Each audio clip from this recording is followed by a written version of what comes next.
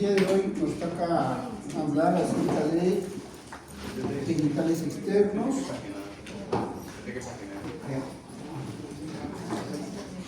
Donde dice no, genitales externos.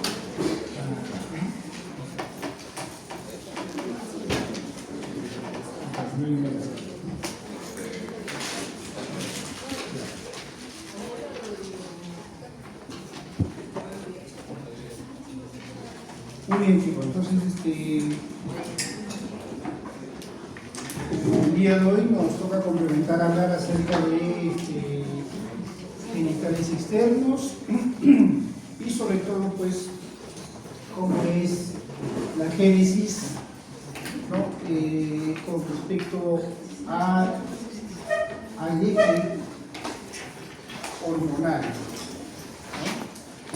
En este caso vamos a hablar netamente pues, de las características, sintetización, metabolización e inclusive funciones.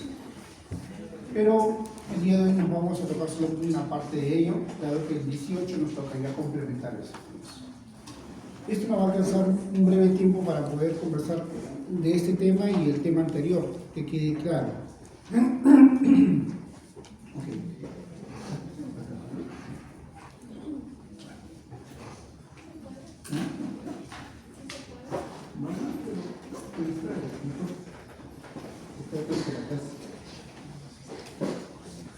Bueno, entonces, les decía de que en genitales externos, en cuanto a la funcionabilidad,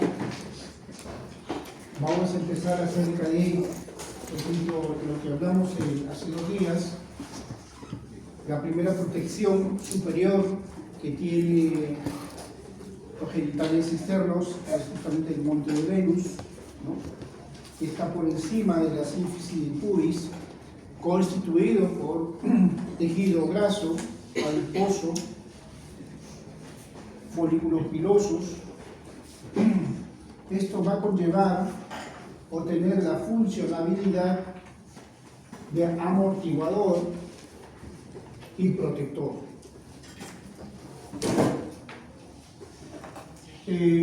Bueno, podrán ver en los primeros 2 gráficos, los genitales externos están desde el monte de Venus hasta la región perineo. Todo esto es los genitales externos. Entonces, hemos hablado acerca del monte de Venus. Asimismo, tenemos debajo del monte de Venus 2 labios, labios mayores, labios menores. La diferencia entre ambos, les mencionaba hace 2 días, es que los labios mayores están constituidos de folículos pilosos, apocrinos, a diferencia de los labios menores, no hay folículos pilosos. Okay. ¿Y cuál es la función de cada una de ellas? Es la de protección. Ambas tienen una capacidad de protección. ¿A quién? A la vagina misma. Entonces, que quede claro, esa es la diferencia en la cual puede venir eso en su intervención.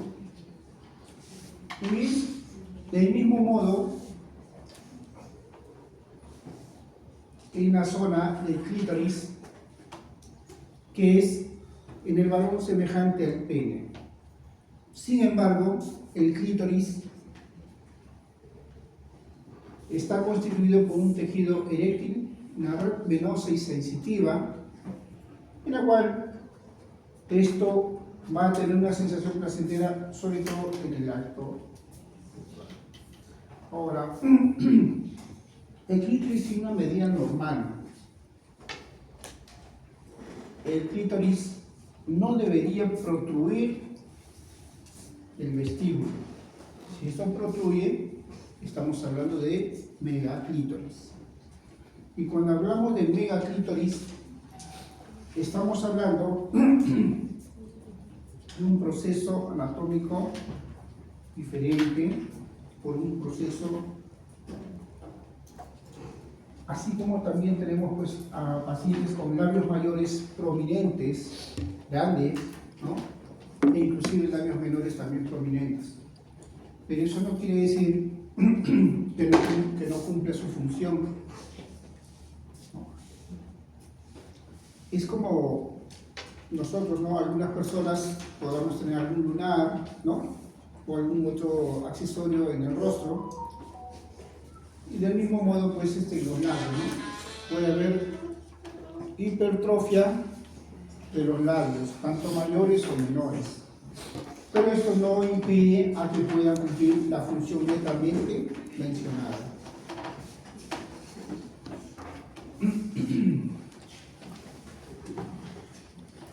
Igual, en los genitales externos tenemos el meato urinario, que es un orificio en hendidura, por lo cual desemboca la uretra hacia el exterior. En esta zona acá, este es el meato urinario, en la cual nosotros colocamos la sonda, ¿no?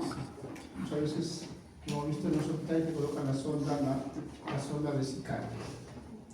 Esto es lo que le hablaba hace 2 días, y esto es lo que quiero que ustedes le quede bien claro.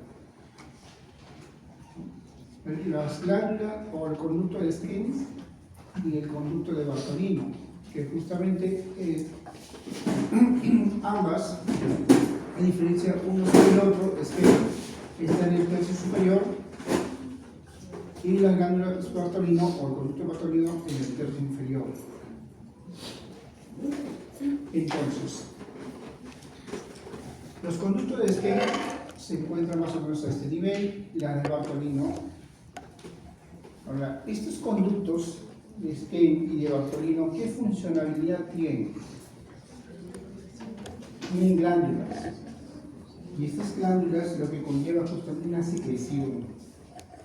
secreción de un líquido transparente, la cual su funcionalidad es de lubricar la zona vaginal externa. No olvidar de que no son los únicos en poder obtener la funcionalidad de lubricación de genitales externos, sino también tenemos desde arriba o desde dentro hacia afuera, tenemos los ovarios, a través de secreción hormonal va a conllevar también pues la secreción de un líquido transparente que va a conllevar la lubricación de todo el aparato genital. Del mismo modo, el útero también a nivel del cervix o el cuello uterino, hay glándulas que van a constituir a la secreción del líquido transparente que va a conllevar la misma funcionalidad de lubricar. De igual manera, los conductos ya mencionados, tanto de Stenz como de Bartolini. Doctor, ¿habrá alguna patología en cada uno de los mencionados? Sí lo hay. Lo vamos a describir después de ver primero lo normal. ¿Sí? Muy bien.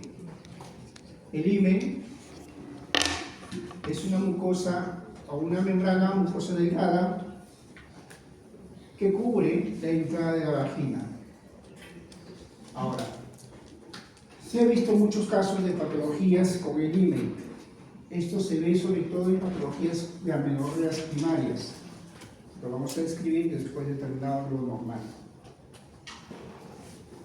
Bueno, la situación del perine, esto está situada entre la vulva y el ano, divide dos triángulos, uno anterior, posterior, el anterior genitales externos y músculos del suelo pélvico, el posterior canal vaginal y esfínteres.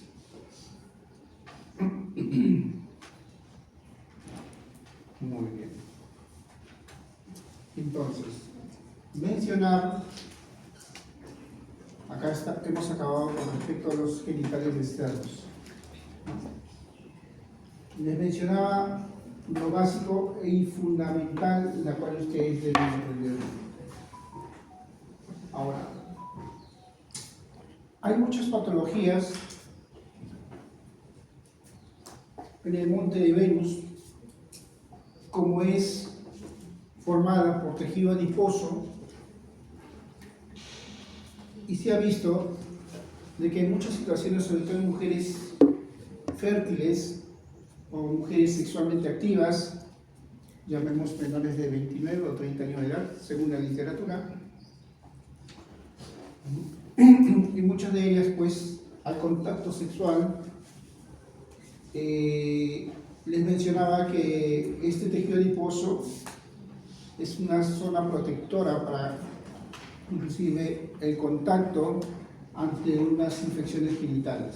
Sin embargo, se ha visto de que depende de la inmunidad del paciente, del mismo modo también que hay mujeres que se depilan en esa zona. Esto conlleva a una irritación y por ende una inflamación. Y esto va a conllevar a un desequilibrio inmunológico y de puerta de ingreso a gérmenes netamente que se encuentran en esa zona. Y esto puede conllevar a foliculitis y hasta abscesos. No olvidar que siendo una red adiposa también conlleva con capilares en esa zona y por ende es un medio de transporte de microorganismos al contacto. Muy bien. En los labios mayores y menores, de igual forma, mencionamos que estos dos, sobre todo los labios mayores, que conllevan con folículos pilosos, que también de igual forma hay personas que también constituyen la depilación en esa zona.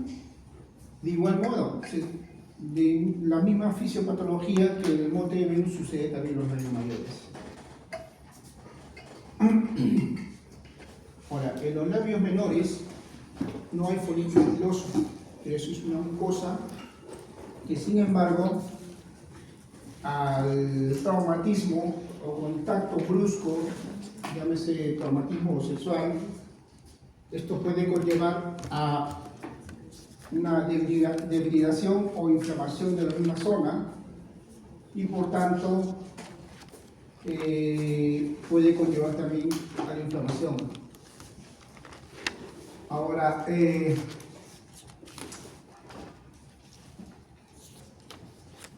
en cuanto a las glándulas de Schenck o de Bartolino, la patología más frecuente es el quiste o absceso de Bartolino.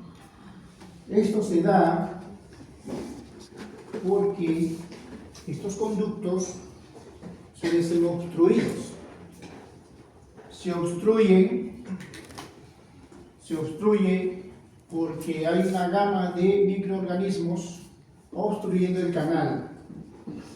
Ahora, esto puede conllevar una bartolinitis y si eso no es tratado en su momento, inclusive a un absceso de Bartolino. Ahora, hay procedimientos que pueden ayudar a mejorar, porque el absceso de Bartolino puede conllevar al paciente, inclusive tanto es el dolor que le impide hacer sus actividades cotidianas, a la deambulación e inclusive al sentarse, ¿no?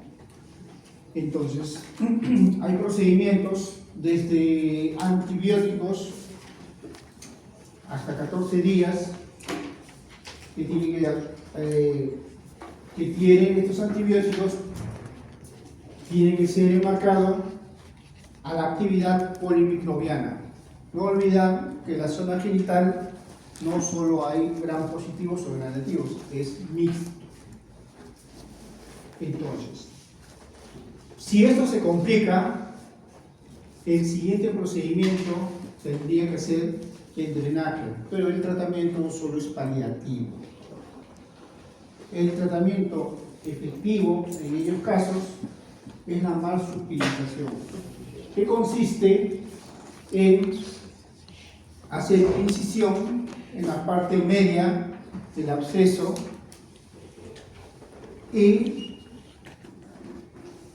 cortar no solo la piel, sino también la mucosa y la cápsula de ese absceso o quiste, y invertirlo y suturar a las 3, a las 6 y a las 9, ¿no? En reloj.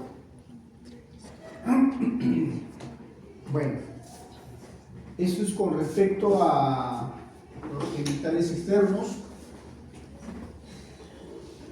Y el siguiente tema va a ser con respecto al eje hipotálamo e hipófisis.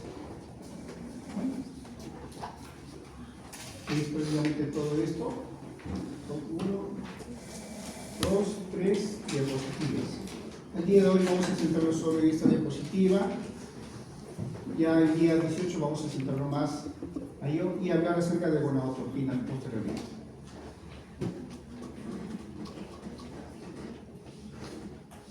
Muy bien. Bueno, chicos, entonces la temática es lo mismo, ¿sí? Nos concentramos, tenemos que estar concentrados en esta clase y posterior a ello pues vamos a hacer la temática de preguntas.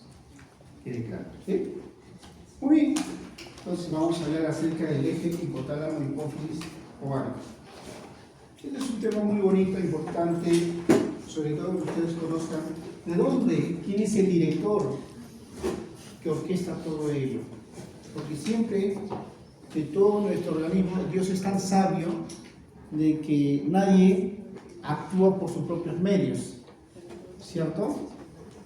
Entonces, igual, nuestro cuerpo también actúa de acuerdo a un director, de acuerdo a alguien que manda. En este caso, de lo que parte de nuestro tema es el cerebro, ¿no? Entonces, tenemos acá el hipotálamo. El hipotálamo, a nivel del núcleo arqueado que se encuentra y en el área preóptica, se va a producir esta hormona. Se llama hormona liberadora de gonadotropinas. Esta a su vez va a ser liberada de manera pulsátil, en la cual va a viajar a través de un sistema. Este sistema porta hipofisiario, un caminito que se llama porta hipofisiario.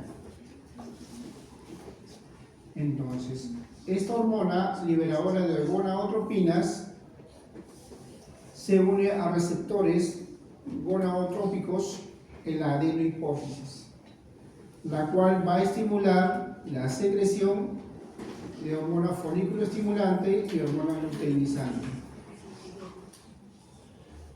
Del mismo modo, estas hormonas gonadotropinas van a regular tanto el crecimiento folicular, la ovulación y la formación del cuerpo lúteo.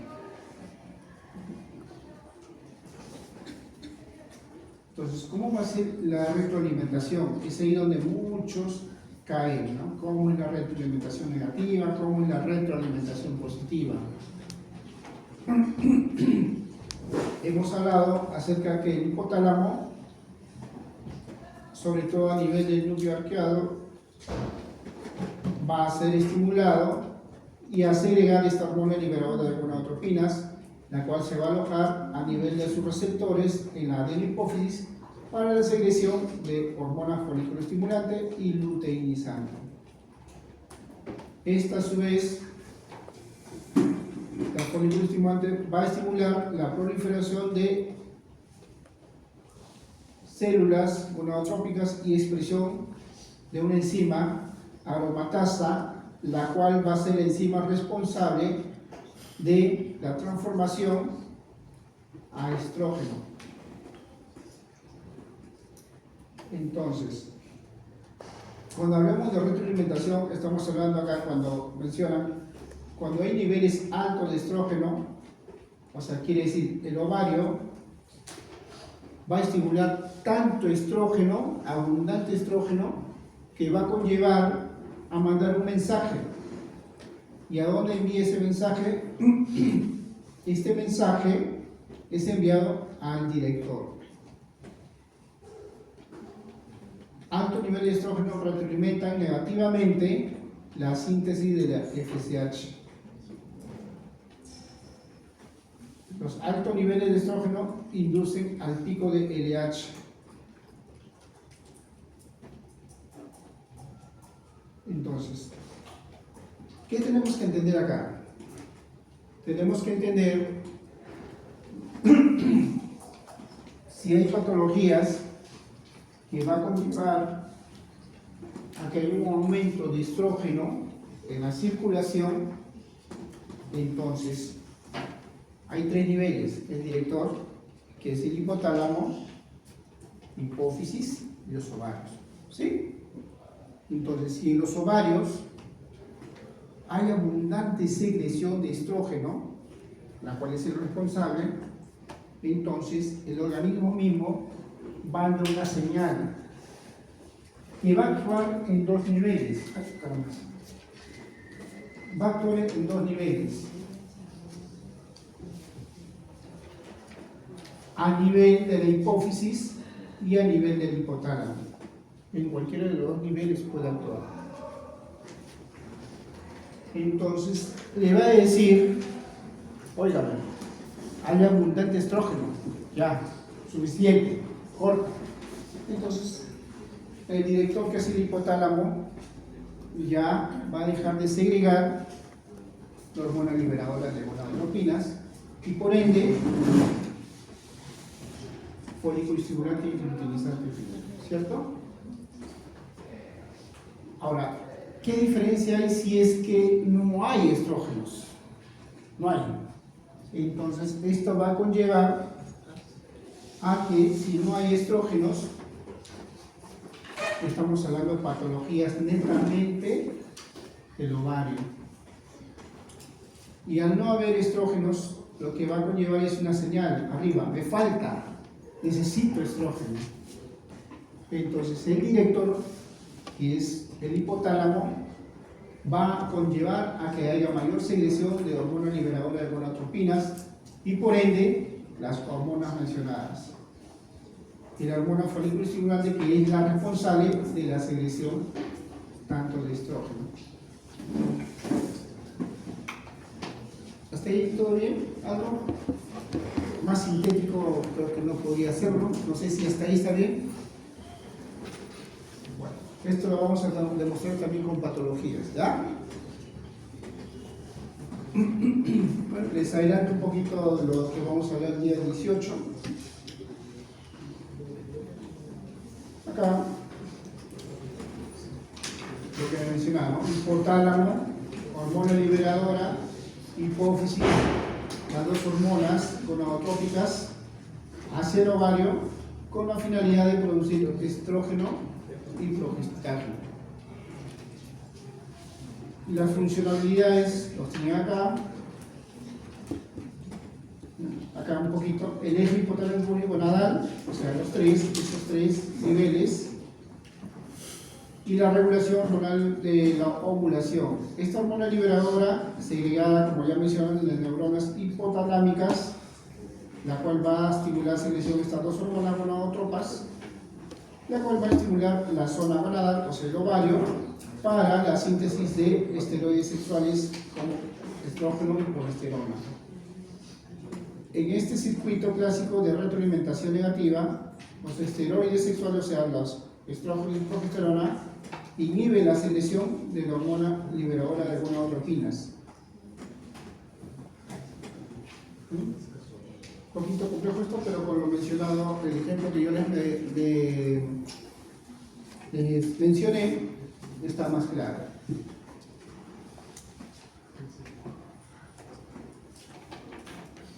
Bueno, un poquito adelantarles, ¿no? Lo mismo.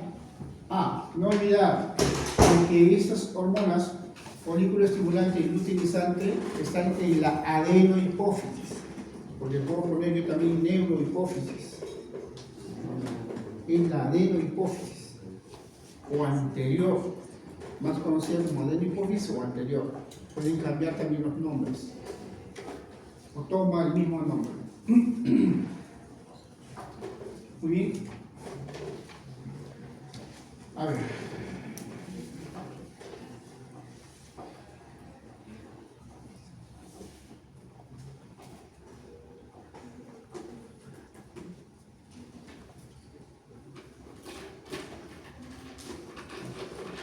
Muy bien. Entonces tenemos alrededor de más o menos una hora, 40 minutos más o menos, ¿no? Ya para el día 18 vamos a hablar acerca, o seguir en este caso del eje hipotálamo hipófisis ovárico, ¿ya? Y así mismo de hablar de gonadotropinas, en este caso estrógeno, progesterona, inhibinas y otras hormonas, qué funcionalidad, su metabolización, génesis, todo eso. De igual manera vamos a hablar acerca de conductas sexuales o respuesta sexual, ¿no? Y también pues cuáles son en todo caso también la primera aparición en mujeres, ¿no? Tanner. Entonces, ¿hasta ahí alguna pregunta?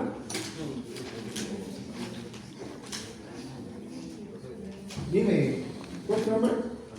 André. Sí, explicó de la FSH, pero ese gráfico no comprendo bien qué hace la LH. ¿Cuál? La LH, ¿qué es lo que debe hacer? Ya, muy bien. La FSH, ¿ya? Y la LH, como mencionamos, son dos hormonas, son dos hermanas que se da por la liberación de gonadotropina. Ahora, la funcionalidad de la LH, ¿ya? Esto va a conllevar tanto para la estimulación, maduración en los ciclos, tanto ciclo ovárico, ciclo menstrual. Va a haber dos picos. En el ciclo ovárico, nos estamos adelantando un poco eso, en el ciclo ovárico, lo que va a llevar en el ciclo menstrual, como ejemplo. Generalmente, el ciclo menstrual suele durar alrededor de 28 días, con un punto medio de 14 días en la cual se produce la ovulación. Entonces, el primer pico a elevarse ante este ciclo menstrual es el estrógeno, llamado también proliferativo. Sin embargo, en el segundo ciclo, ¿no? Posterior al 14º día, la folículo estimulante decae, pero sin embargo aumenta la LH, ¿ya? O progesterona. En conclusión, ¿qué funcionalidad tiene la LH? La LH tiene la funcionalidad de maduración, proliferación del cuerpo lúteo.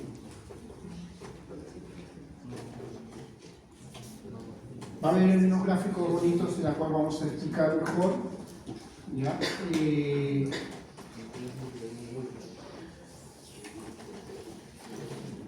Acá está, ¿ven? Nos estamos adelantando un poquito de lo que yo les mencionaba. Esto, la LH. Mira.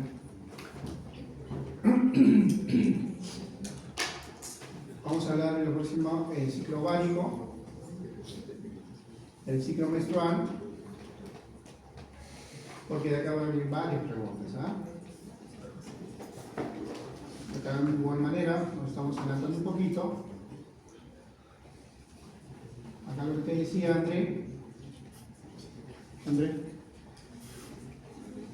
André, ¿no? Acá está lo que me preguntas.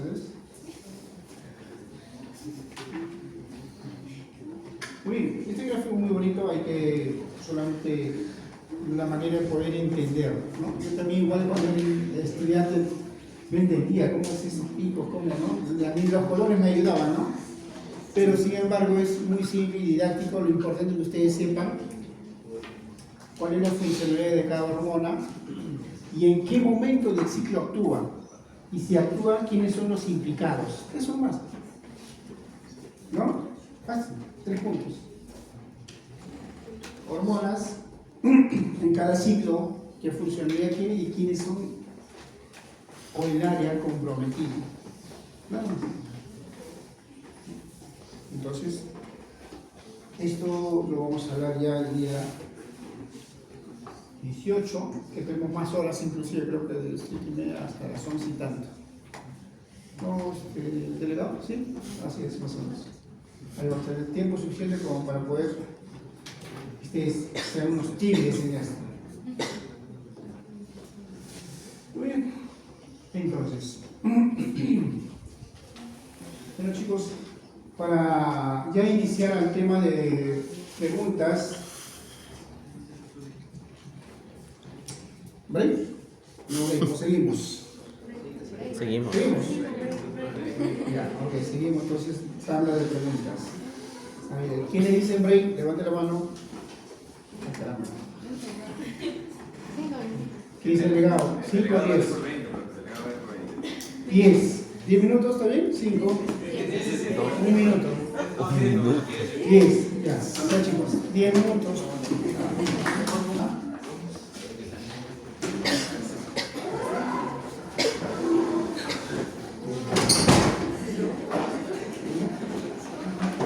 Ok, entonces, ¿cómo hacemos?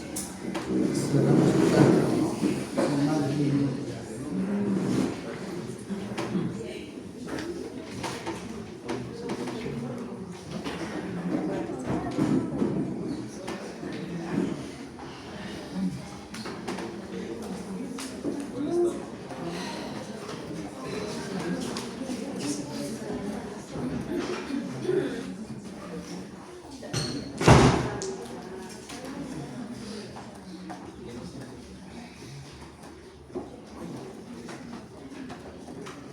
Muy bien chicos, entonces vamos a hacer las preguntas.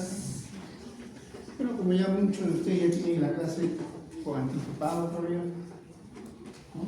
Tienen las diapos. Vamos a empezar acá. A ver, ¿cuál es su nombre doctora? Yuma. Yuma. Yuma. Ok, doctora Yuma. ¿Cuál es la función específica del monstruo de Lenz?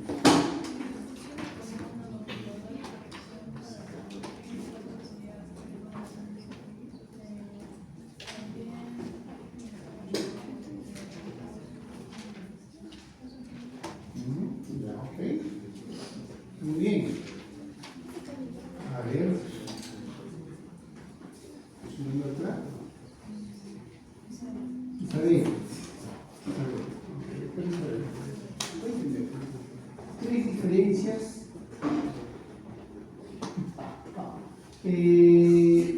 ¿Cuál es la constitución de los labios mayores?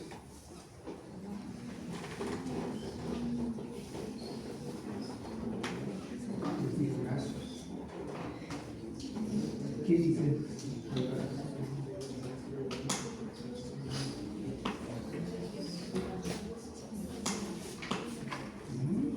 ¿En qué función conjugar el labio mayor?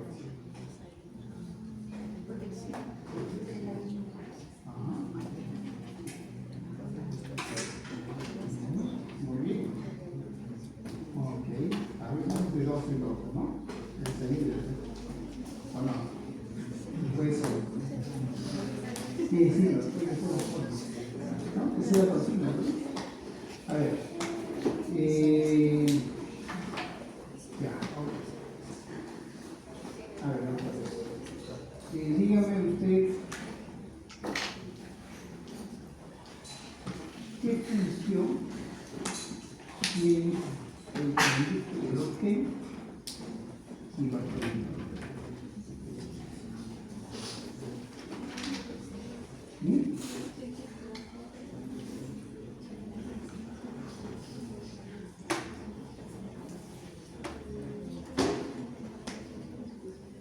Ya, muy bien.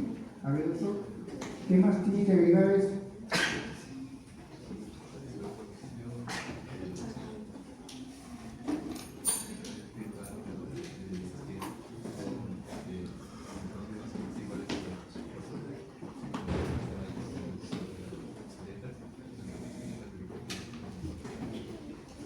¿A qué nivel se encuentra el conducto de esquema?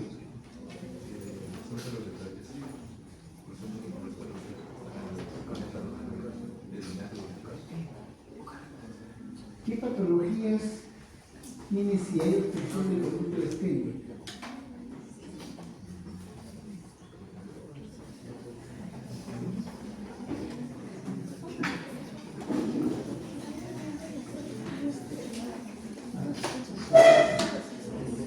Igual, si estos conductos producen secreción líquida o moco que va a conllevar la lubricación de los genitales, si estos